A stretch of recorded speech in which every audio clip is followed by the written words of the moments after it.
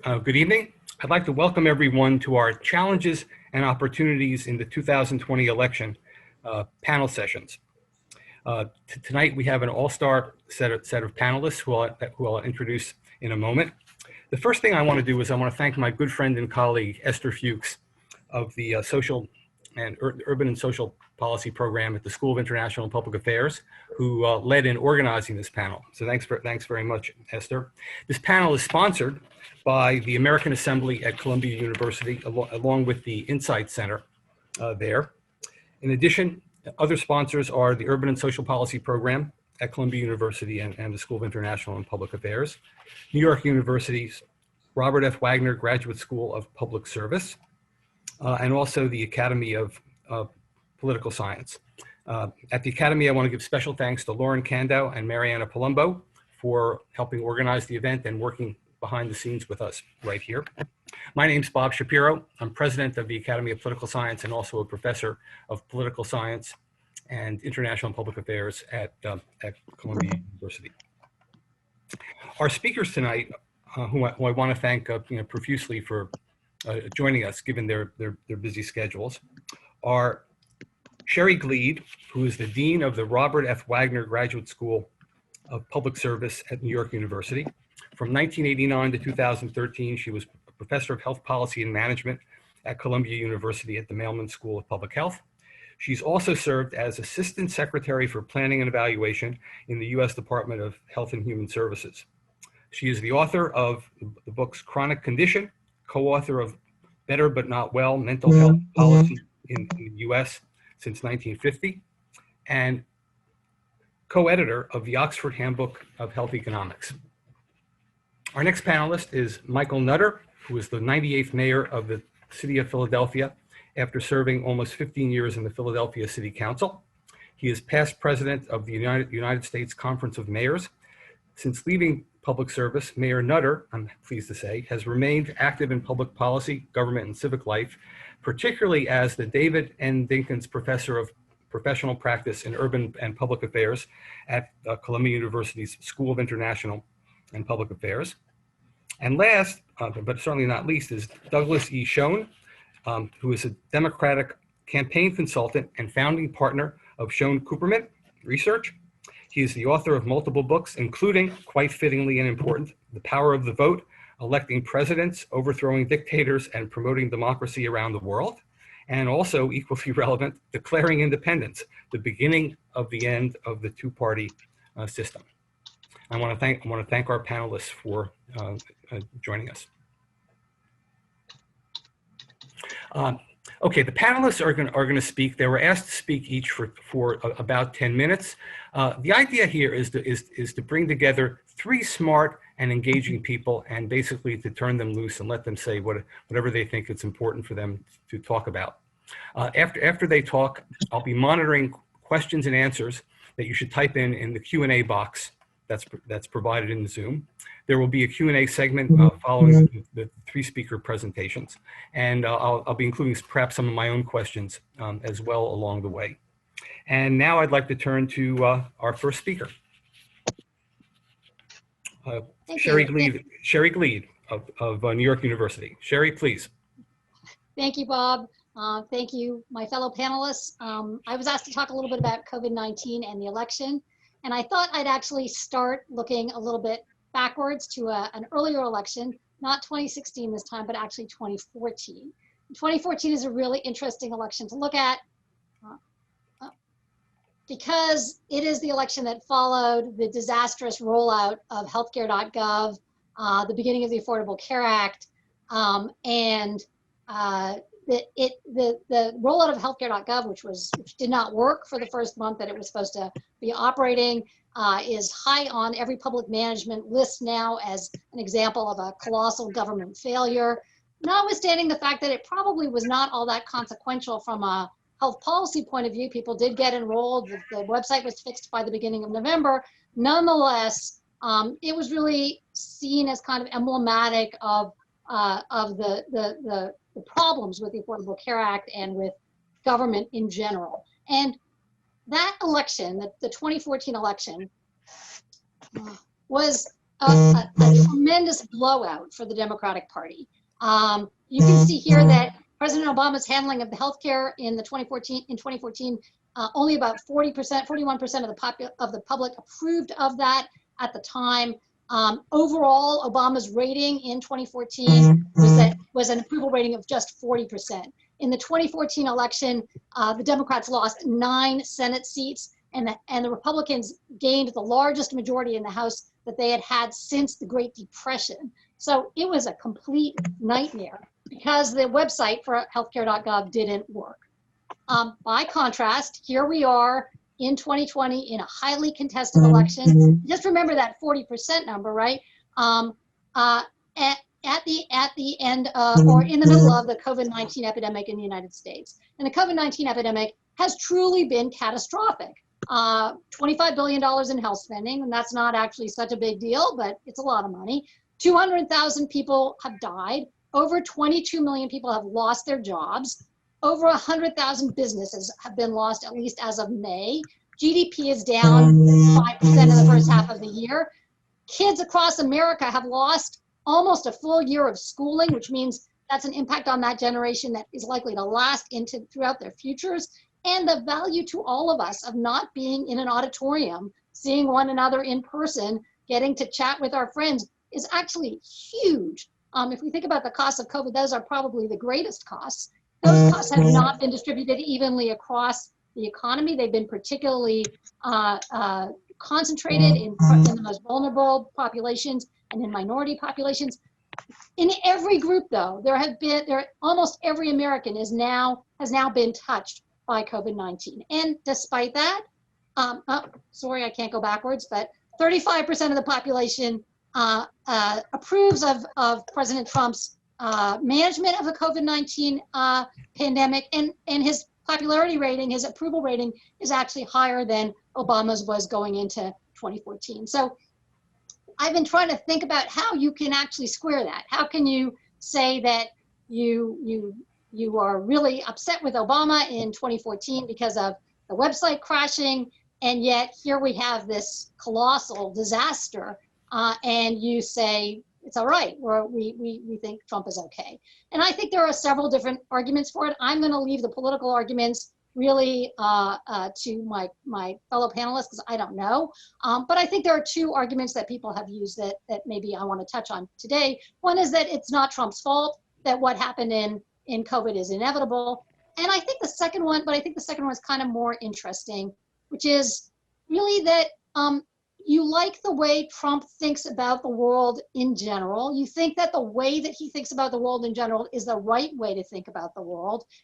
The way COVID has played out is a logical outgrowth of the way Trump sees the world, but you think COVID is kind of a one-off and doesn't tell us anything about the validity of that worldview going forward. So let me just walk through those 2 arguments a little bit.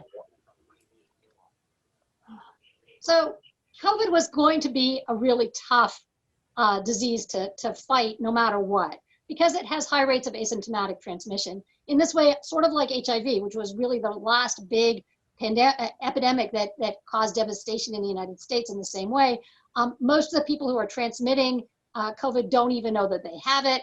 The virus peaks before people have symptoms and declines after people have symptoms. So quite a bit of transmission is happening among asymptomatic people, and that just makes it a lot harder to control.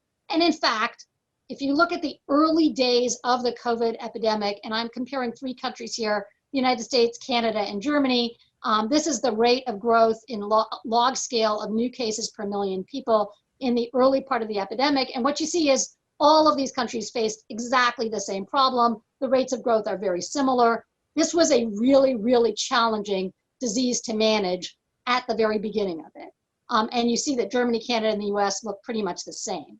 But things changed dramatically after that.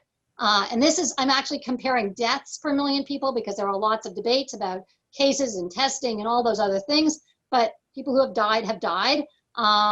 And you can see here that the United States is doing much worse in terms of deaths per million people than either Canada or Germany. If we were doing on a population level the same as Canada, about 100,000 more people would be alive. If we were doing as well as Germany, about 140,000 people would be alive relative to the 200,000 deaths we have today. So there is really no question that we have performed worse than countries that were in a similar place when this started. And you can see that much of that worse performance has happened even since August. The rates of deaths per day per million people are just way, way higher here than they have been in other countries. Now, why? Well, I didn't actually reproduce this entire page. Jackie Sayre, Congresswoman, has a list of all of the ways that the Trump administration has mishandled the coronavirus response. And chapter and verse, this actually only goes through the end of March. You can actually go through and expand on it. There are just hundreds, literally hundreds of things that the administration did that explains explain the divergence between Germany and Canada and the United States. We might think about it a different way and say, what would it take to deal with this epidemic most effectively? And sort of what is the worldview that would help you deal with this epidemic? And I think this is a good way to think about it, because in some ways, this is really the Biden-Trump difference on COVID. So if you thought you wanted to have an effective response to an epidemic, and if you were electing a president who would give you an effective response to an epidemic, what would you be looking for in a president? You would want somebody who would lead globally, because it's really critical that it's a global pandemic, that you actually have international cooperation around this effort. You would want somebody who communicates with the civil service. So when you find out that the test at the CDC isn't working, that news actually travels up into the presidency so somebody can act on it. You would want someone who trusts expertise and listens to scientists. You would want somebody who takes national responsibility and sees a federal role here. You would want somebody who's able to communicate and explain nuance. You'd want somebody who is willing to model behavior that might be personally attractive, but that you actually would like other people to do too. In Donald Trump, you don't have any of those things on purpose, right? Before this actually started, Trump had made it clear that he is not going to be a person who leads global response, right? That's his very first speech to the UN General Assembly. He is not going to be the person who is going to communicate effectively with the civil service. He is going to set up a structure in which he is draining the swamp and not listening to the civil service. He is not going to listen to experts because he knows everything better than anybody else. And that is very clear in his way of governing. He is not going to take national responsibility because he wants to delegate more authority to the states and not have the federal government stand in their way. And that is pre-COVID. So all of this is pre-COVID, because this is Trump's view of the role of the president. He's not a person who's going to explain nuance, because he's not a person who thinks about nuance. And he's not a person who's going to think about what behavior needs to be dealt with. I mean, he's really excited about cleaning your hands, but he's not really excited about wearing a mask, because a mask doesn't look very good on you, and washing your hands keeps you away from unpleasant other people. So Trump's entire worldview is actually set up in a way that is not going to be highly responsive to COVID. So what happens in COVID is exactly what you would expect, given the Trump administration's view of its role as a government. If you think that that is the right role of government, though, what you might really say is, look, this is not about the failure of the government to accomplish its goals. This is about doing exactly what we think is the role of the government. And once in a while, a bad thing like COVID is going to come along, but that doesn't actually tell us how we ought to be thinking about the next president. What is more important is that this is the general view of how we want the federal government to behave. So let me stop there, and I'll get questions later. Thank you, Sherry, for covering a great deal of turf. I was wondering how you were going to do it all. I just want to remind everyone that you should be typing in your questions in the question and answer facility on Zoom, and we'll be monitoring them and asking the panelists the questions. Our second speaker, and we have everybody on the screen here in gallery mode. Our next speaker is my colleague Michael Nutter. Thank you, Bob, and certainly Sherry. Thank you for that presentation. Quite comprehensive. You know, when you look at the issues for this particular panel, I mean, they of course all flow together. The only thing I would additionally add, of course, is the fiscal impact of COVID-19 on cities, counties, states, and of course, people. You know, I was mayor of Philadelphia through the last at the time called the Great Recession. Now this recession more than likely is worse, but at that time, that was an economic crisis. Companies did, in many instances, go out of business. People did lose their homes. It was bad. It was very bad and very, very tough for cities and counties and states and school districts and a number of others. In this particular case, though, the government, local and state, actually made people stay home. We closed the businesses. Virtually every business in America closed that was not deemed an essential business.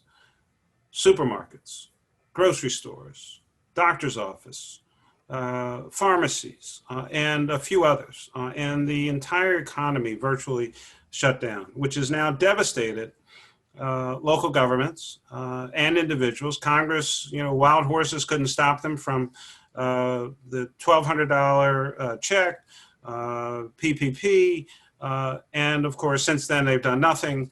The $600 extra has expired. There is no funding for cities and states. And so you add all of that with COVID, race relations, protests in the streets, police abuse and brutality, Black people being killed on video for the nation to see. And I point to Memorial Day weekend as a significant inflection point. You know, it's a lot easier to get people to stay in the house or do certain things, certainly on the East Coast, Midwest, and a variety of places in March and April. But as the weather starts to turn, as we're, you know, 2 months, 2.5 months into this, Americans apparently, you know, less on the patient side than maybe, you know, our forebears were in the Great Depression, World War II, and a number of others, just couldn't take it anymore and had to get out. And then George Floyd was killed. And for 8 minutes and 46 seconds, we watched someone die on television, on our phones, on our laptop. Americans, mostly because they were at home, because they were still under stay-at-home orders, still took to the streets during a pandemic. That's how outraged people were, Black, white, Latino, Asian, and so many, many others. And so the confluence of the weather changing, people being at home, outrage at what had happened, and again, no real response to that incident. And then, of course, tape comes out or more information, Ahmaud Arbery, Breonna Taylor, now Jacob Blake, the most recent, and a number of others whose names we know, combined with the disproportionate sickness and death experienced by Black people, Latinos, and other people of color from COVID-19. On the other hand, many of those individuals, Black and Latino, are frontline workers who are also risking their lives to make sure that the rest of us are safe and secure. They can't work from home. They don't have that luxury. And a president, as Sherry certainly would do much better than myself, on tape saying he takes no responsibility, forced California and New York to be virtually on eBay battling for PPE equipment and other supplies in bidding wars. And the death toll, again, as she showed on her slides, pretty much everybody in the same situation in March, but the failed efforts, the confused efforts, the conflicting efforts, the lack of a national policy to address COVID-19, endless, mindless debates about whether or not people should wear a mask, and somehow it became a political football. And the failed efforts by the Congress to come together and provide the financial support, the infusion of cash that only the federal government can produce. No city, no state, no county on its own could deal with the fiscal devastation of COVID-19. You put all of those factors together in an election, and it is no wonder that Americans are angry, they are confused, they are dazed, And I guess I would close out, Bob.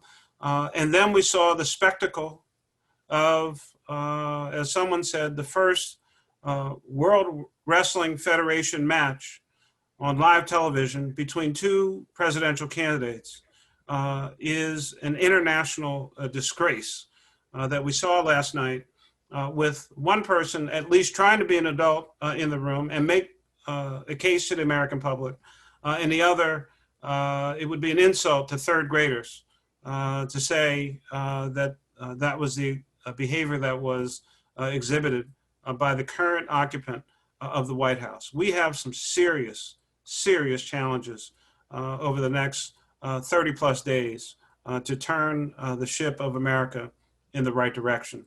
And I'm hopeful that people saw just what's at stake last night. I failed to mention, of course, the Supreme Court issue. I'm sure we'll get into that in the Q&A. You put all that together, that is a toxic brew for the greatest country on the planet.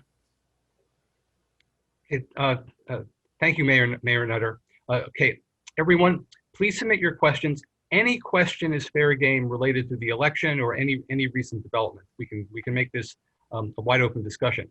And our last speaker is going to be Doug Schoen. And Doug, after you talk, I'm going to have some follow-up questions for you. They're already coming in. Sure. Not a problem. I know. And I'm going to do something now, Bob and Sherry and Mayor Nutter, that does not necessarily reflect either my worldview or my professional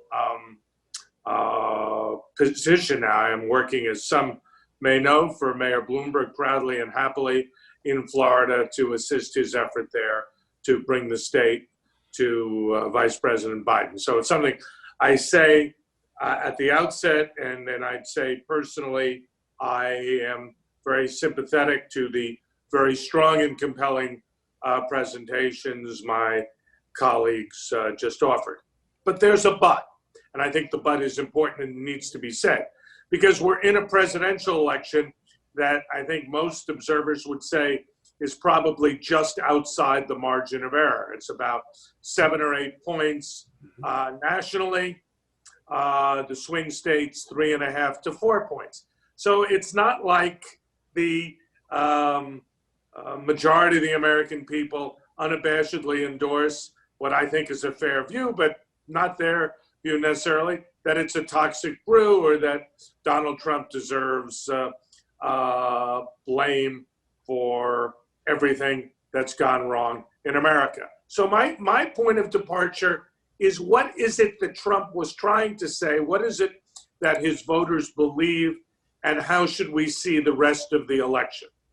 First, from an analytical point of view, I thought that Trump, both from a polling point of view and from a substantive point of view, is on weakest ground when he's talking about coronavirus. I thought Sherry's presentation and the mayor's compelling remarks make it very clear the way the American people see it. And they do see the issue very much as was articulated.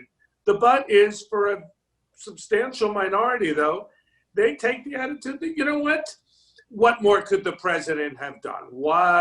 How could we have known how bad this was going to be?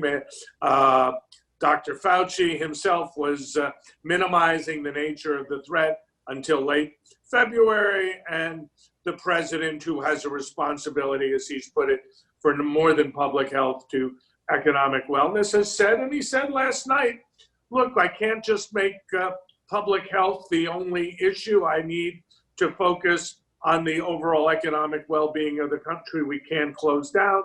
And by the way, given what we know about the science, we need to urge people who are at a special risk to isolate, those over 65.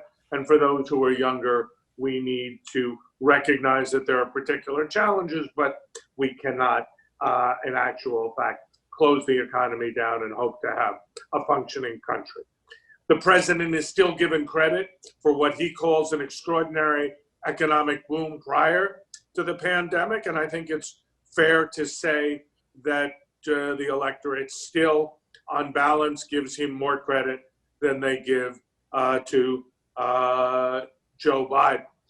They see Trump as a perhaps erratic personality, somebody who, in the words of many Trump voters that I've spoken to, is, quote, not a choir boy, but somebody who has stood up to the system. And I thought Sherry had it exactly right when she said he eschews experts, he eschews the establishment and civil servants.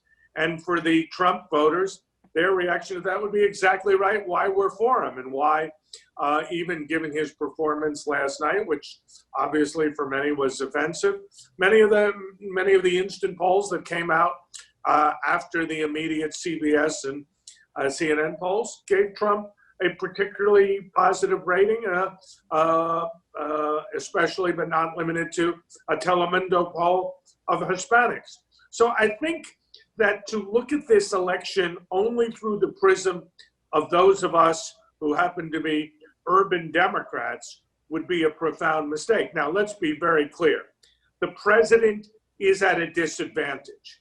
I don't think he helped things last night for himself, but I think there was a clear strategy. I think the president's clear strategy was dominate the debate, get Biden off his game, get Biden to lose his cool, call him, as he did, a liar and a clown, among other things, and try to make the vice president sufficiently unnerved that Trump's ability to rhetorically dominate would transfer into votes. I don't necessarily think that happened, but I think that's what the president was trying to do.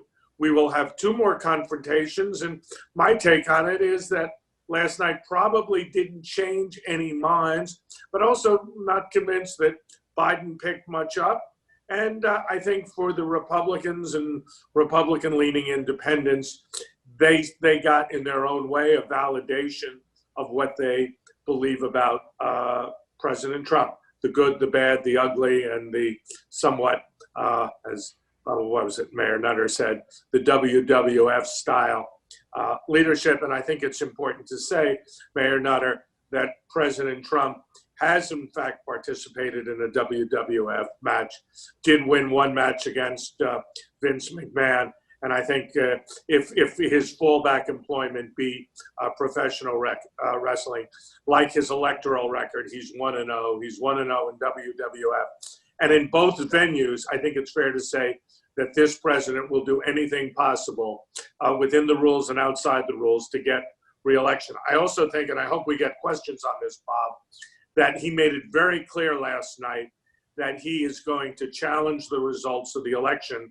One thing I think is to put into people's minds, if the congressional delegations themselves are majority Republican after the election, there is a very good chance that he will try to frustrate the Electoral College, throw the election, if he can, into the House of Representatives and win a majority there.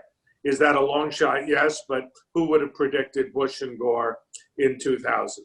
So I think we've got a long way to go in this election, certainly in terms of debates, I think in terms of vote counting, and I think for those of you who would like, after last night, to count President Trump out, you would be making a profound mistake.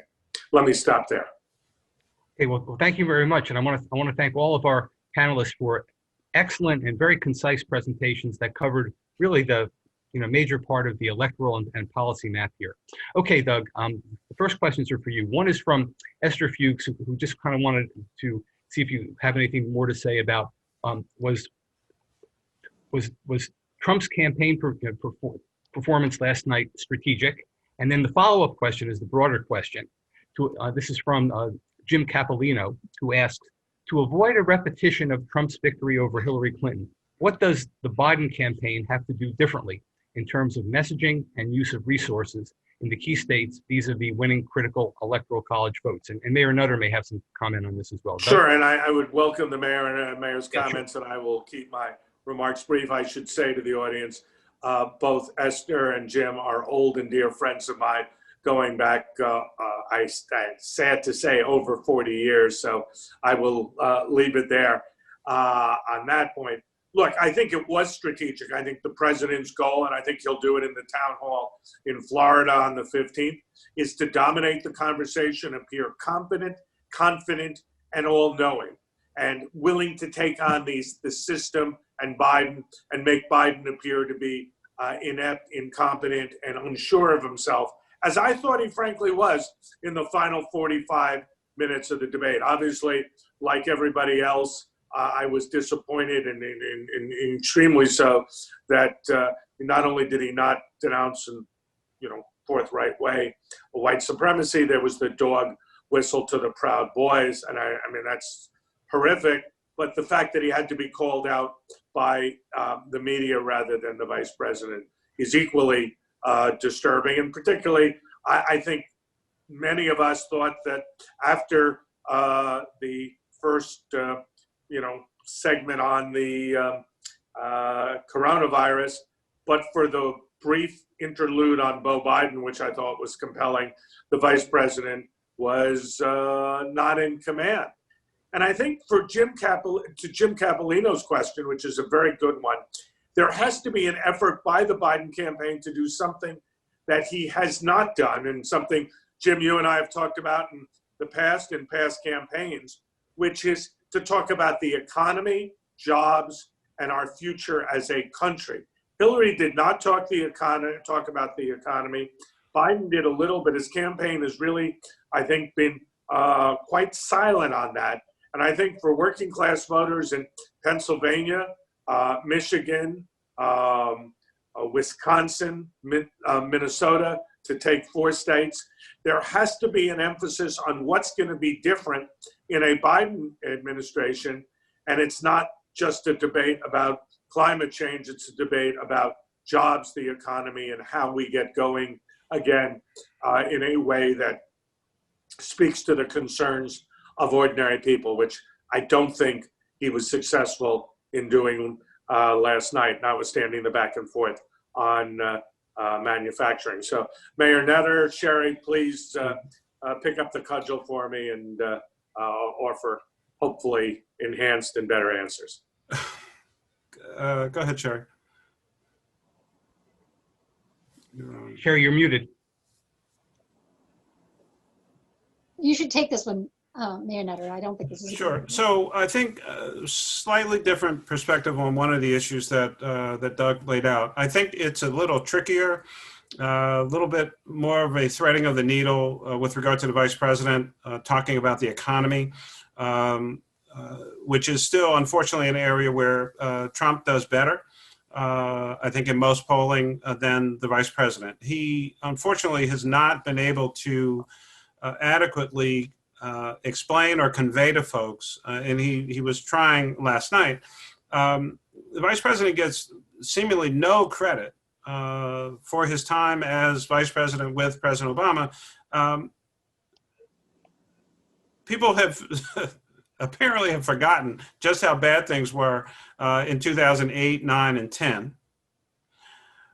Donald Trump can talk about how slow the recovery was, which may or may not be the case. But once it did recover, it was one of the strongest economies that we've seen in modern history. And so they handed him a roaring stock market, significantly decreasing unemployment. And apparently that has not translated for Vice President Biden. And then what Donald Trump tries to do is suspend time and wants to act like we're not in September of 2020, that we're still in January and February of 2020 when everything was going well. And now does not want to take responsibility. It's as if Joe Biden has suddenly become president during these last 6 to 7 months, and that the only thing that can prevent the Joe Biden world from happening in the Donald Trump mindset is to elect him to stop Joe Biden, who is not president. So the investment by Mike Bloomberg into Florida has helped the Biden campaign significantly redirect resources to places like Pennsylvania, to Michigan, to Wisconsin, and we've actually seen some growth in Pennsylvania. Most polls have the vice president up 8 or 9 points in Pennsylvania, and much of that growth has been recent. I think that in contrast to 2016, And I'm not criticizing that campaign, but certainly the vice president has been to Pennsylvania a number of times. He's been to some of these other battleground states and will continue. There will be continued complaints about the style of campaigning. Should he be having rallies, not rallies?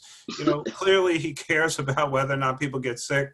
Donald Trump does not, and will do whatever because he's the whatever person.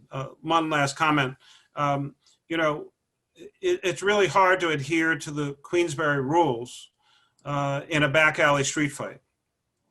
And I am not suggesting in any way, shape, or form that the vice president should get in the gutter with Donald Trump. But I do believe that if you think about debates somewhat like a classic boxing match, there are moments where you do have to slug it out.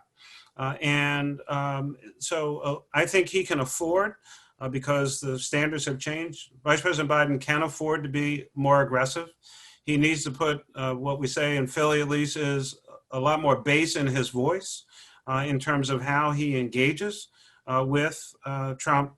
I don't know what the Presidential Commission on Debates is going to do, and they're already talking about changing some of their format. But I think he cannot play with him. He can't go down every rabbit hole with him, but he needs to make his point. It's kind of more like a Muhammad Ali. It's a stick and move. Make your point. Keep moving. Make your point, keep moving, and keep that jab in his face all night long.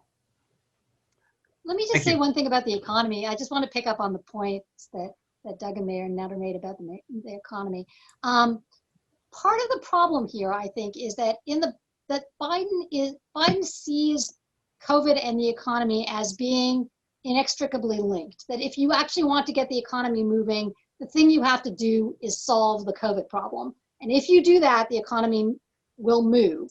Biden has a set of economic plans, but his mindset is really, this is the big problem we face right now. We can't get to the economy until we fix this problem. And Trump is saying, no, we can just ignore COVID. COVID is irrelevant to the economy. Those are really very different ways of looking at the problem. And I'm not exactly sure how you persuade somebody who buys the Trump view on this that your economic plans make sense if your view is you have to solve COVID first. So I guess that fits into your nuance framework, I think, Sherry. Americans, apparently we have lost our ability to connect a lot of dots and deal in a world that has complicated issues. And so everything you just laid out is absolutely right. But if you live in a much more simplistic world where, well, what could he do? And then you're just going to be racist about it and just blame it all on China. And if he hadn't done some of the things that he did, then, 1 million people would have died. So somehow he is trying to figure out how to take credit for only 200,000 people dying when it could have been much worse. In politics, you don't get credit for the bad things that don't happen. You really don't. And so this is all Jedi mind trick stuff that's going on here, and some people are falling for it. Okay, the next question's for Sherry, but Doug and Mike may have something to say about the local politics, the state, local, national aspect of this. Okay, the question, Sherry, is: did Germany or Canada, for example, have a better uniform national versus local policy to COVID?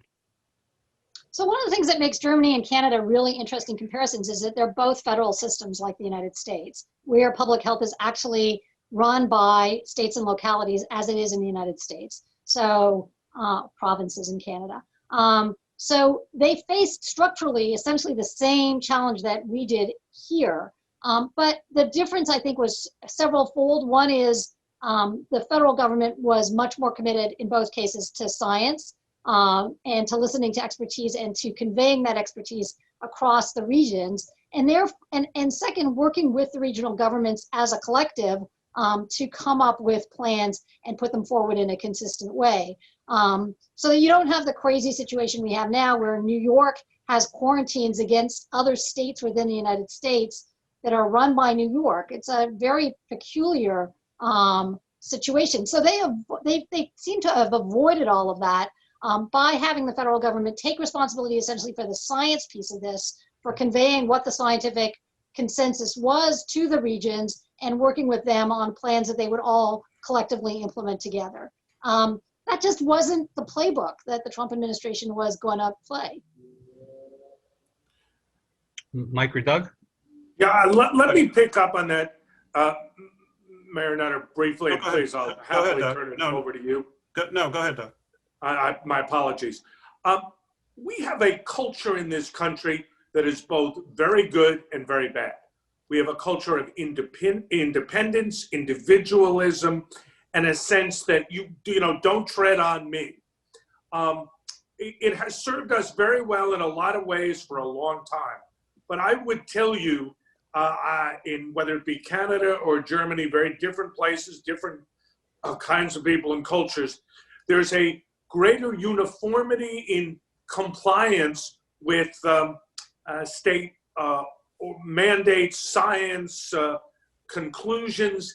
And I think I go forward as somebody who respects those values greatly, but when I see people flouting distancing, flouting mask wearing, all in the name of individualism, independence, and freedom and liberty, it disgusts me as an American, and it disgusts me as a human being.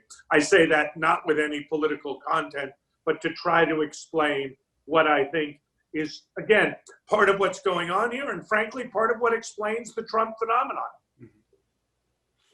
Yeah, I mean, I agree with all of that. As I mentioned, I mean, we seem to have had in the, mostly on the coast, which is where things, first the West Coast and then the East Coast, people coming in possibly from Asia, other folks coming in from Europe. The early days, I think, were probably some of our best. March into April, significant compliance, people understood. I think, Doug, to your point, the difference here is it became political quickly. The denial of the science, the confusing messages. The White House says one thing, the coronavirus task force says something else, the CDC with another message. And I just have to believe, and so I will be pretty political. I can't even imagine. I mean, look, hurricanes, fires, tornadoes, massive flooding, are usually localized.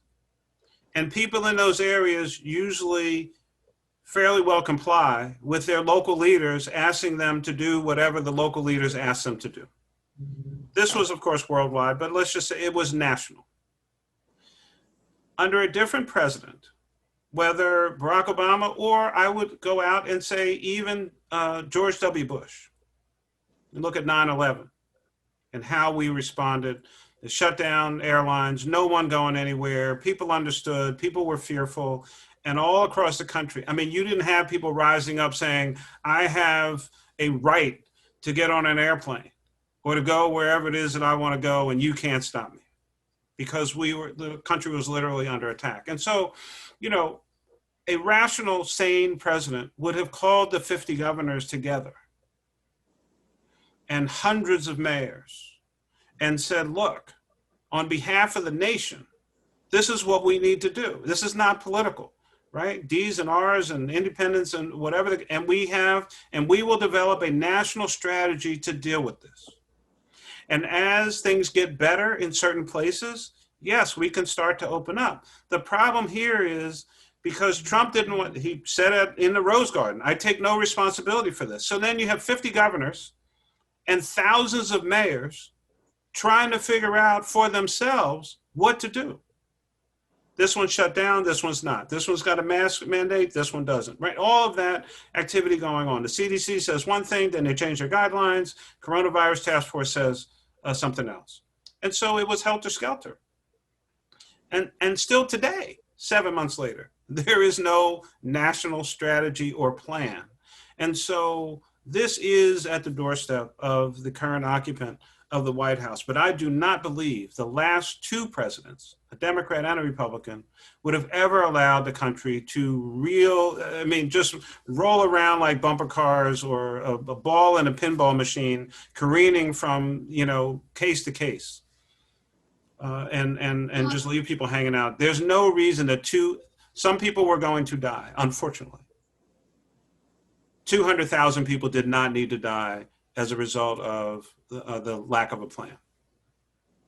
I would say in other countries there are people in Germany and Canada who are pretty anti-science, who are fairly libertarian in their views and so on. But what was really astonishing here is that the president decided to ally himself with them, rather than and I think that's where the problem really comes from. Yeah. Thank you. Okay, I want to credit that last question to David Farris, in case any of the panelists know Mr. Farris. I want to combine two questions here. One is simple, the other is a little more complex, as you'll see. The first question is from an anonymous attendee, and the second one is from Michael Stoller. Okay, the first question: how realistic is a threat of violence after the election, or violence by certain groups contesting election results? That's the first question. Second one: what do we do if Trump doesn't leave the White House if he loses the election? Anybody? I'll take the second one. His term is up, no matter what happens, at 12 noon on January 20th, 2021. And if he loses, he is now an uninvited guest in the White House. And I believe that at a minimum, the Secret Service, I have this dream that it's a loop tape of Julian Assange being removed from the, I think, Ecuadorian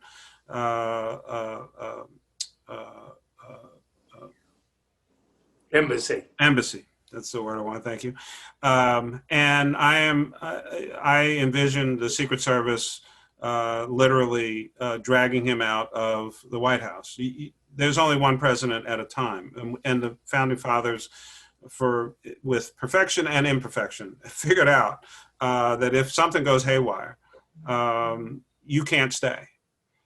I do think that there will be people in the streets the day after the election, no matter what happens, even if it's called properly. And that will be our challenge, to get from election night to inauguration, and keep this country together. And let me say a word about that. I agree with the very eloquent words that Mayor Nutter just articulated. And I would say that one of the things we are going to need at all levels is people like Mayor Nutter weighing in to keep this country calm, to avoid violence, to avoid the kind of protests that could careen into violence. Mm-hmm. And I would say that as we go forward, one of the things that I'm going to advocate, certainly in a Biden administration, but I would dare say if there was not a Biden administration, we need people who have the stature and intellect that Mayor Nutter brings, the intellect that Sherry brings on both coronavirus and health policy. We need people like this into our government to avoid what I think the mayor correctly spoke to, is the politicization of science, the politicization of public policy in ways that is destructive, not only to our national way of life, but literally to life itself. Mm-hmm. Yeah. Okay, next question. Now this is about Bob Woodward's book, in which Woodward described how Trump downplayed the pandemic for months, and he actually knew more than he had let on. Do any of you think that this specific story changed anyone's mind about Trump's handling of the situation? Not one bit. And I think that his debate performance last night's not going to change much. Certainly won't help him, probably won't hurt him. I don't think the tax story is going to hurt him, given that he said he paid an specified millions of dollars of income tax when it's pretty clear he did not. And I think that the pandemic story that he quote played it down, not only is wrong, it isn't true. I think what he should have said, which is the truth, which I think would have put him on better stead, is look, I was going with what I was being told. It became clear we'd underestimated it. As soon as we underestimated it, we locked down, and I made a decision to balance the science with the economy. That's my job, and I think we've mostly gotten it right. And if we've gotten it wrong, we've changed in the course of time to try to better reflect the national interests and the interests of individual regions, individual locales. And I stand behind what we've done, and I stand behind working with Democrats and Republicans alike, even though there have been challenges on every front. I think that would have served him better than this braggadocio style. Doug, you know, he can never back up. He can never admit Yeah. that he didn't know something or whatever the case may be. He's on both sides of every issue each and every time. Yeah. And you're left with a confused handful of applesauce for anything that he says. He can't do that. It's not within him. Sadly so for us all. Yeah. Okay, that last question was from Columbia student Kaylee Fagan. The next question is from Robert Williams. And it deals, it's sort of a strategic consideration type question. With a third Trump justice soon on the court and supporting evangelical issues, will evangelicals decide to no longer support Trump due to his misconduct and failure to display democratic principles? That's a twist. I would say I believe they will stick with him in overwhelming numbers, perhaps not as much as they did in 2016, but I wouldn't be surprised if he runs up similar numbers with Christian conservatives. And then a follow-up from Robert Williams. I mean, they've made out the best in this administration. Yeah. And a follow-up from Mr. Williams. What effect will Republicans who endorse Biden have on other Republicans? I would say not much, but even if it's 2 to 5% of the Republicans that move as a result of it, and it's unclear to me that many will move, but even if it's a small number, that could be decisive and dispositive in an election like this, even if they stay home. Yeah. Okay, next question from Karen Baird. Now, could Mayor Nutter speak some more about the connection of race and the response to COVID? And maybe Sherry might have some comment about this as well. Mayor Nutter. I will, but I feel like my colleague has not had as much time as Doug and I. So let me come on after you, Sherry. Okay. So the disproportionate effect of COVID on minority populations has been known almost from the very beginning. And I think I don't want to put this to the president because I don't really know what was in his mind, but the fact that the epidemic was hitting particularly in cities in New York and the Northeast, hitting minority populations, probably did contribute to his thinking that maybe what we really want to do is open up at least the rest of the country by Easter. I think it kind of goes back to this idea, it's almost a visceral idea that COVID is about someone else, that you could stay away from it by staying away from other people, that this is it's kind of like them and us. His general way of looking at the world as them and us can also work for COVID, which it doesn't.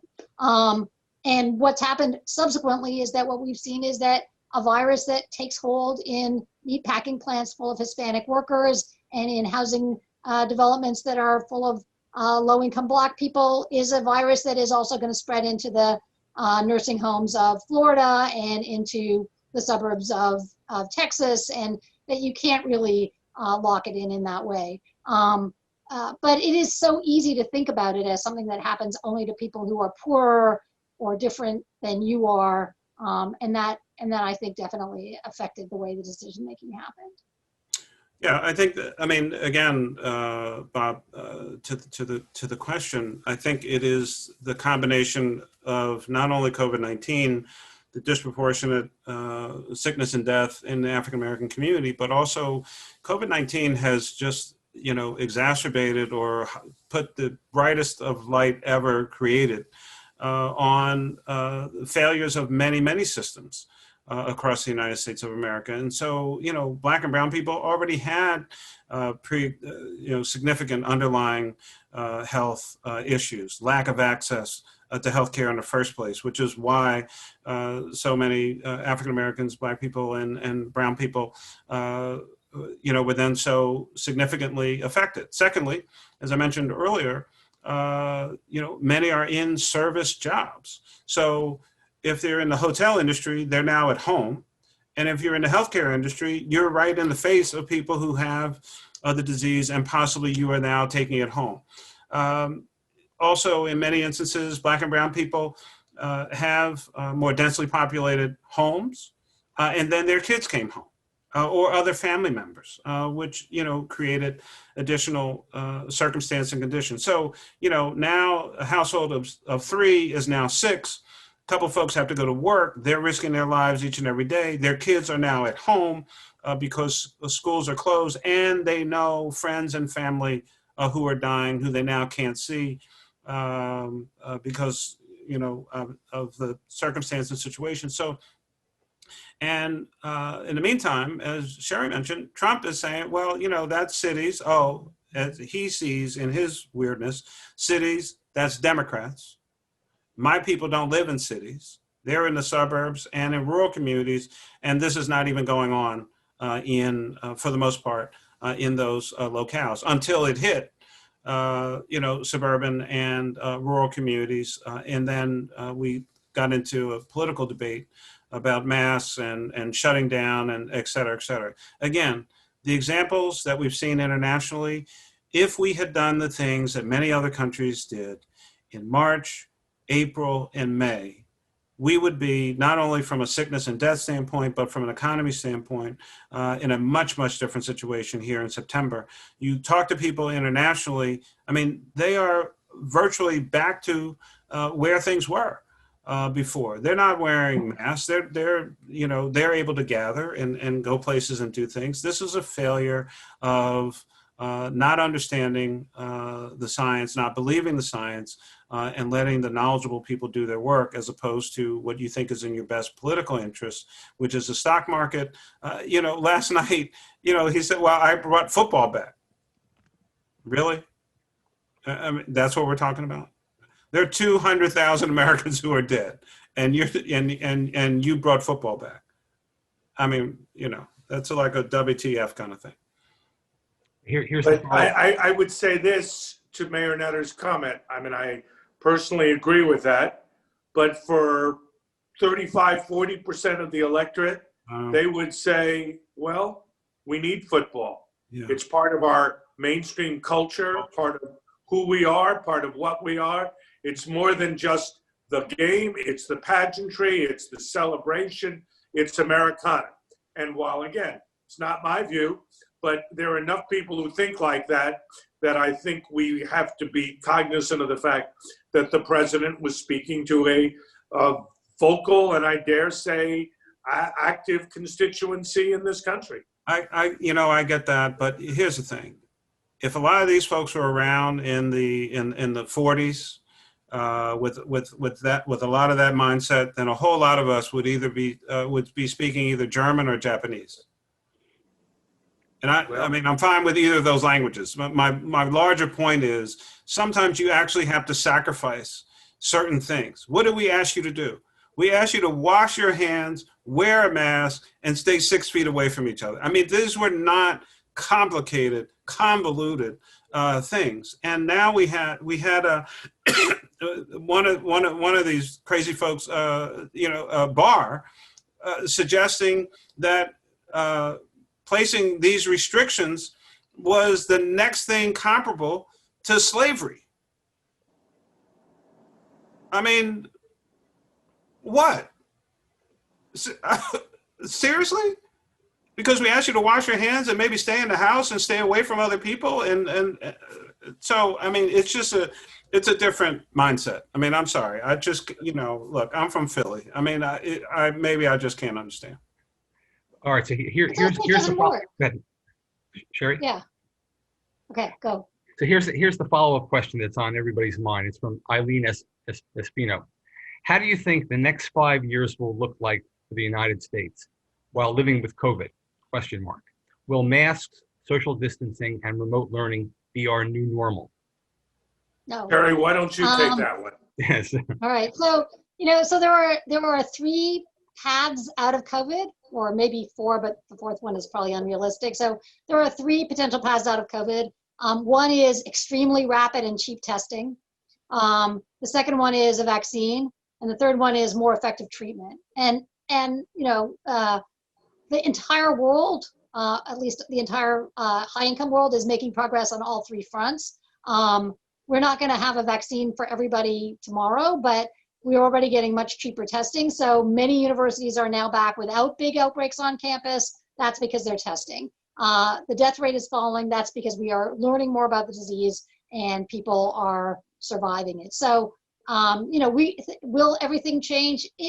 I think it is not implausible that 6 months from now, we will have a way to deal with all of this. Will people wear masks? It will probably become the expectation that if you don't feel well and you're sneezing, you ought to wear a mask, which is the case in much of Southeast Asia. So that could be a change. But Biden may be right on this. Maybe the answer is just solve COVID and the economy will eventually rebound. And that's the way you have to think about it. Anyone else?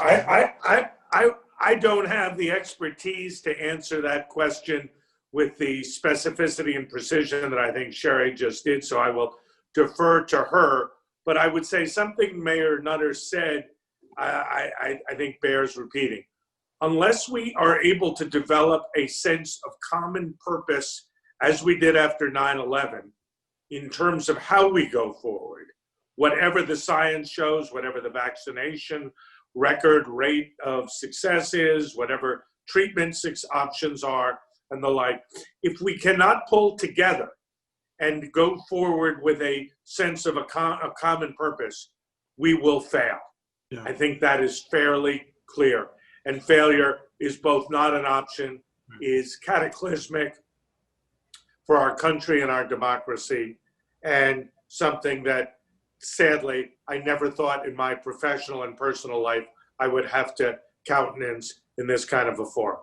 And Doug, I think that the 9/11 example that you pointed out, and Bob, I need one moment of personal privilege on an issue related to race. That was 19 years ago, out of which was created the Department of Homeland Security and the Transportation Security Administration. And for all these people with their personal freedoms, et cetera, COVID-19 obviously shut down the airline industry, but for 19 years, 18 years or so, somebody in a uniform who does not have a weapon tells you to take your shoes off, take your jacket off, take your belt off, or whatever else that you can do in public and not fully embarrass yourself.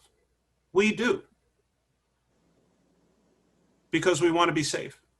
Osama bin Laden is dead. A couple others who did whatever they did are dead. But we are still following those same protocols 18 years later because we want to be safe. Bob, I do want to make one comment. We talk about race here. And this is not COVID-19 related. This is really more about the protests in the streets and police brutality.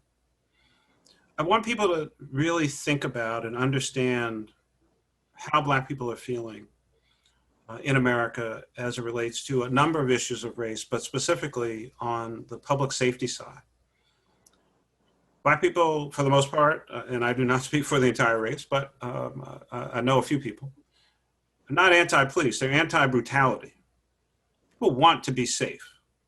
And there are some great public safety officers, law enforcement people out there who do a fantastic job. But again, even last night, the inability to recognize that systemic racism not only exists and is in systems. I would suggest it is beyond the usual argument about the few bad apples.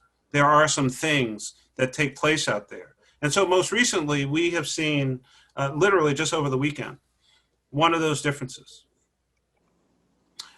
Trump's former campaign manager, and I know clearly he's having some mental health challenges, and he should get the help that he needs. But this is really more about how there is an interaction.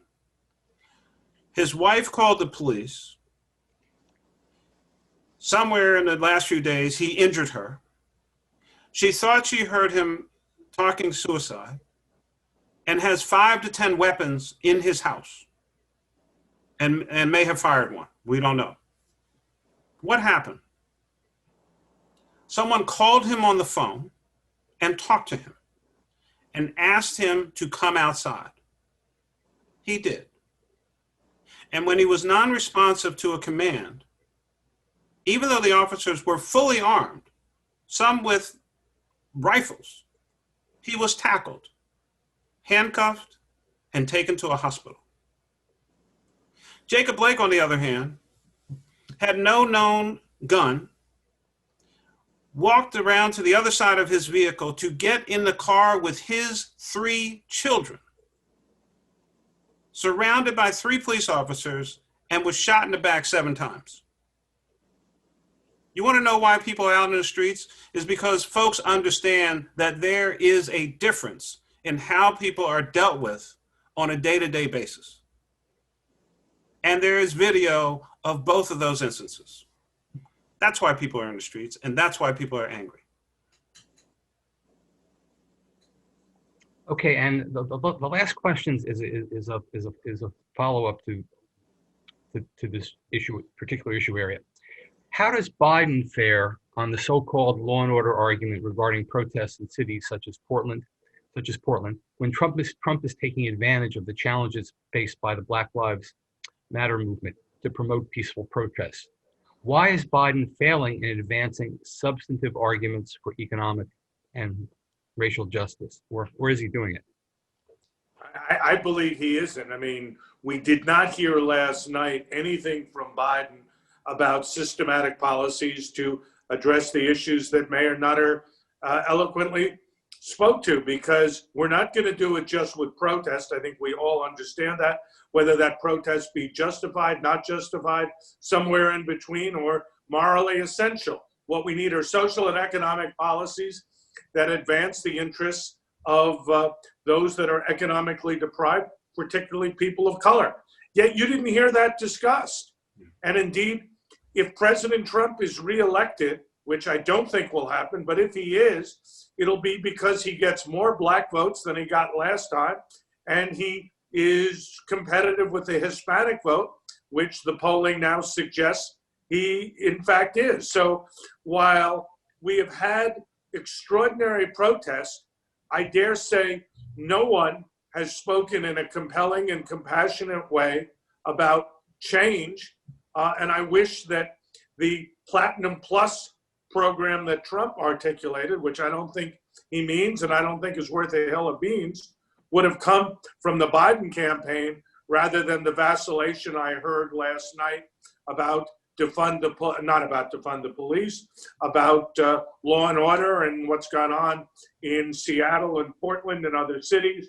And to me, Biden played into Trump's narrative about democratic cities rather than speaking as compellingly as we have had the privilege of hearing from Mayor Nutter all afternoon. Well, you know, the crazy part is the vice president actually has released a plan. I know. I mean, you know, it has a name. It's, you know, lift every voice. I mean, like, whatever you want to call it. He actually. But you didn't hear it, Mayor Nutter, did you? Huh? You didn't hear it last night. Right. He's actually has a plan that is directed at Black people and the Latino community as well. Now, I understand. I mean, you're in a slugfest. Policy may not matter, but I mean, he was most effective when he ignored the madman to his right. I think that's the way that stage was. Yes, it was. And went straight to camera and appealed to people sitting watching television. And the other thing is, and you know, look, I was born and raised Catholic, and I think he's Catholic, and I mean, he almost acted as if you know, like a nun was about to crack his knuckles if he like talked too long or talked over Trump. I mean, you're in a slugfest here. Just keep talking. You know, my wife is screaming at the television. Don't stop yourself. Keep talking, right? So just plow through it, right? Let Chris Wallace do whatever it is he was doing or not doing. And so make your points. When Donald Trump was asked the question about social justice or black people or whatever, my recollection is his first response was about letting black people out of jail. To which Joe Biden should have said, Donald Trump or Mr. President or whatever he's going to call him at that particular moment, you know, most black people are not in jail. That's not their issue. Like every other American, they want jobs. They want economic opportunity. They want vitality, right? So, I mean, it's just, I mean, that's the racism. Black people, oh, let's talk about criminal justice reform. You know, most of us are not in jail. We're not involved with the criminal justice system. We actually have a few other things that we want to do, you know, in life. And so you have to call these things out and then move on to your point. Stick and move, stick and move, stick and move. I'm going to stay on that. Okay, I have one last question. We're going to go over just a couple of minutes. This is an endgame question, and it's obviously been spurred by the changes in voting that's going to occur as a result of the pandemic. And Doug had touched upon this. Can you discuss further the implied threat that the president will declare himself the winner based on the election day voting and challenge the ballots of mail absentee ballots? And Doug kind of hinted at the endgame part of that. I think it's a real issue. I think the president telegraphed last night that he is going to do something akin to that. And the one thing we know about Trump is he ain't subtle. And he is like Mayor Nutter, to follow your analogy, a Philadelphia fighter in the gym back in the days of Yancey Durham. Yeah. Well, you know your boxing. I tried to. I think what has to be conveyed, though, and you know, you've seen maybe some people have seen the HBO Axios, you know, thing and the Red Mirage, right? So apparently, for the moment, most Republicans anticipate that they're going to go to the polls. And Democrats who don't want to get sick and die, right, are doing mail-in, right? So on election night, votes counted on a machine. It may appear at that point that Donald Trump is, you know, winning or has won or whatever the case may be. There are, you know, hundreds of thousands, millions of uncounted, legitimate mail-in ballots. Different states do different things. Florida starts counting 3 weeks ahead of time. Pennsylvania starts the morning of at 7 a.m., right? How many can you count in the course of the day? And so, you know, we all remember, of course, the Dewey administration and the Gore administrations, right? Those elections weren't decided, you know, go to sleep and one thing and wake up the next morning or 3 weeks later and it's something else. And so we have to help people understand. But the thing is, the federal government does not run elections. 50 states and 7 territories, overseen by mostly elected secretaries of state, secretary of the Commonwealth. They get to decide when an election is done, when it is certified, who has actually won. And so we need to make sure that those voices are out there prior to the election and on election night, explaining to people what's going on, where they are in the process. And hopefully most of the TV folks would not try to call an election where you only have 40, 45, maybe 50% of the actual votes cast counted. That's going to be our challenge, helping Americans to understand that election night is not the end of the election process, but it might be another day or so. But he doesn't get to declare that he's won. Yeah, it's going to come down to how the post office performs and how the state and local election offices deal with this, which are Republican and Democrat, Absolutely. Democratic in different. Run by local people, your friends, your neighbors, sitting at some polling place for, 8, 9, 10, 13 hours, dealing with, the tedious responsibility. That's who runs elections. Local neighborhood people, not the federal government. And to close on that, we're not talking about every state of the United States here. We're talking about maybe a dozen states. where we're going to be focusing on election Well, night. Doug knows better certainly than me. This is like, 3 to 6 states are going to decide who the next president of the United States is when all is said and done. Okay. Well, on that note, the panel has worked overtime here. This has been an extraordinarily informative panel. I want to thank the questioners, all of whom we didn't get to, for their excellent questions. And I want to thank the audience for attending this. And I especially want to thank the panelists once more for making this a very, very memorable event organized by all the co-sponsors. So thank you all, and good night. Thank you. Thank you, Bob. Thank you, Sherry. Thank you, Doug. Great to be with Thank you, Mayor. Thank you, Sherry. Absolutely. I echo Bob's sentiments. Come on, bring that Florida home. We'll do our Bye-bye. best. Bye-bye. Bye.